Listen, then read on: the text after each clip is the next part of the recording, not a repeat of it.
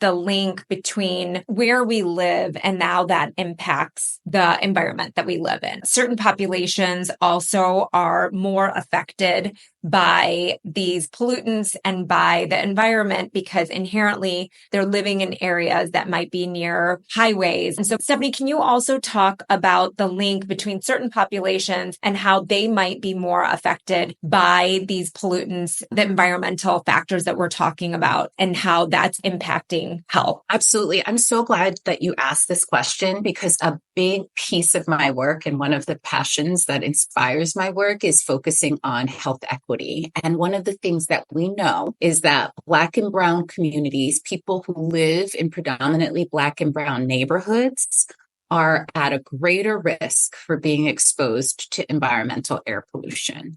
And this stems back over 100 years, maybe even 200 years, if you really think about the influence of slavery 400 years and how we have systematically marginalized a group, a segment of our population. And just thinking back to like the 1930s after the Great Depression and Homeowners Loan Corporation that was established as a way of investing within communities and providing people, Americans, the opportunity to buy a home and how they determined whether or not they were going to fund these homes, both with insurance and mortgages, by creating maps that delineated where they were going to invest and where they were not going to invest. This is redlining. People understand this to be redlining now, where there were certain neighborhoods that were predominantly people of color or immigrants who lived there that were redlined and deemed not worthy of investing in terms of home mortgages. And what are we seeing now? We've seen a number of studies that have come out now that demonstrate that people who live in neighborhoods that were historically redlined are now experiencing greater exposure to air pollution, greater risk of respiratory illness. And that's just in this space, greater morbidity, worse health outcomes, all because of factors that are rooted in systemic racism that have contributed to inequitable distribution of resources and inequitable distribution of harms. When we talk about air pollutants, we think about point sources of air pollution. That includes highways, major roadways that are literally built around and in or destroy Black communities and contribute to the poor health outcomes of the Black communities. Or we think about industry, industrial pollutants. Where do we build factories and things like that? In the most marginalized neighborhoods and communities.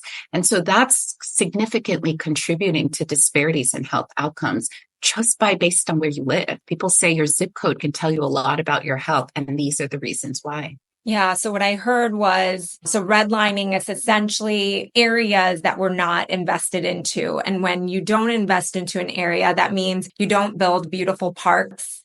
You don't protect those neighborhoods from having industrial waste plants built around them or highways built around them, because inherently when you have a highway or a roadway near your home, there's going to be more exhaust fumes. You're going to have more. So it's particle. And what's the other one? Gas. So nitrogen dioxide, fine particulate matter, all of the pollutants that are associated with diesel exhaust will be greater in neighborhoods that are adjacent to highways and roadways. And then if you don't have parks, then you don't have that factor of mitigating some of those pollutants, because plants and trees actually help get rid of some of those bad pollutants by the nature of the way that the ecosystem works. So it's a vicious cycle. Seasonal allergies and how they're turning from seasonal allergies to perennial allergies, because the seasons are starting earlier and they're lasting longer. And the seasons are also getting stronger. And I explain it to people as the plants feel that they're going to become extinct.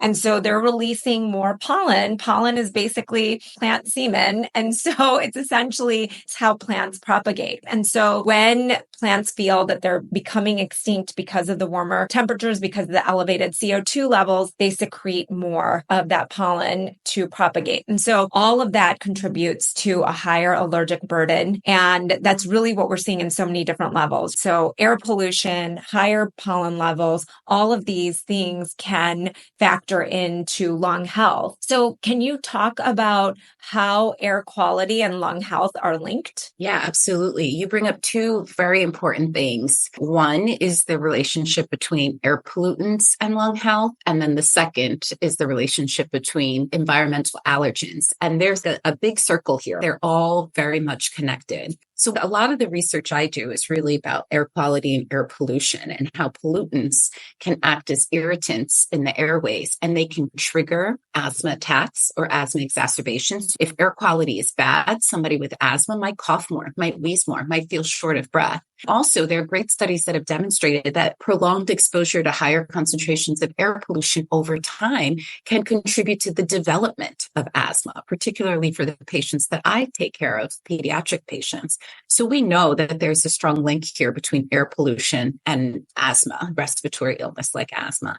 And then when you think about allergy, about 2/3 of kids who have asthma have allergic asthma. So it's allergens that are triggering them to have asthma. So we talk about air pollution triggering asthma. We talk about environmental pollutants triggering asthma. Perennial allergens, as we talk about, typically we think about perennial allergens being things that we see in the indoor environment. But as you point out, Pyle, our pollen season is getting longer. It's getting more severe as a consequence of climate change. And because of all of that, this season for which many children and many adults who were triggered by pollen exposure, it's longer, it's worse. They're having greater and greater symptoms. So this is all very much linked in terms of how air pollution is contributing to longer and more severe pollen season, and how both of these factors contribute to greater respiratory distress for people who have underlying allergies or underlying asthma. One of the things that I often like to encourage people to share with their patients is that we're all walking around with these cell phones in our back pockets or in our purses every single day. There's one thing that never leaves your side. It's your cell phone. And I don't know how many people know that on the weather app, there is an air quality index that tells you what's the air quality today in your neighborhood, in the area that you are right now, location specific. So I think this is just a really easy tool. There's similar trackers to identify what's the air quality in terms of pollen count. In fact, on my computer that I'm zooming in from you with, it pops up on the bottom corner here. So teaching people to pay attention to these things, because honestly, they make a huge difference. I remember back in June when we were experiencing severely poor air quality days because of the wildfires that were coming down from Canada. I woke up in the morning, I looked at the air quality index, I was like, oh, it's really bad. And then I thought, oh, my kids are supposed to play outside today for their field day scheduled outdoors. And I immediately reached out to my kids' school and I said, whoa, air quality is not good today. We probably shouldn't have our kids outside playing for field day. And that seems like, whoa, I can't believe she did that. But my job is to care. This was my doctor hat on, just like a parent who actually cared about my kids and my kids' friends. And I was like, no, this is the bad idea. We shouldn't do this. So I think each and every one of us has the tools to be able to do that. We just have to use them for our own personal safety, for the people who are around us, our neighbors and our community members and our families.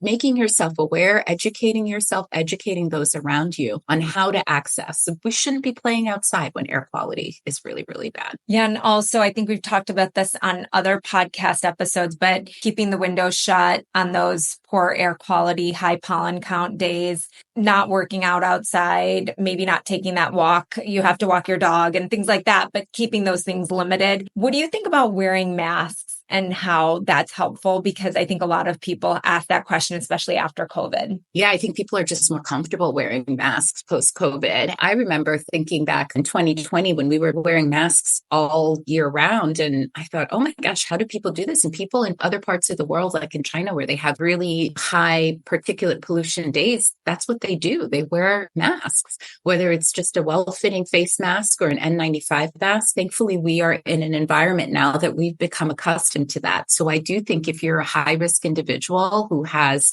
really bad allergies and really bad asthma, that's certainly something that you can do when the air quality is bad. And I also tell my patients on really high pollen days, you have no choice but to be outdoors. As soon as you come inside, you can strip everything and you can take a shower and you can wash all that pollen off of you. That's just one more strategy that you can do to not bring all of that outdoor pollutants into your home and to protect yourself. Absolutely. And we also talk about saline rinses for the eyes, for the nose. So those are all ways that you can get rid of the pollen or pollutants that you might have been exposed to while you were outside and needed to be outside. At the end of the day, why should we care about climate change and our asthma? I think you can point to very specific examples of, you notice how hot it's been the last summer? Do you notice how your allergies have really been acting up this year in the last couple of years? Do you notice that we've had all these stories about wildfire smoke covering the United States? All of this is coming from climate change. And even if you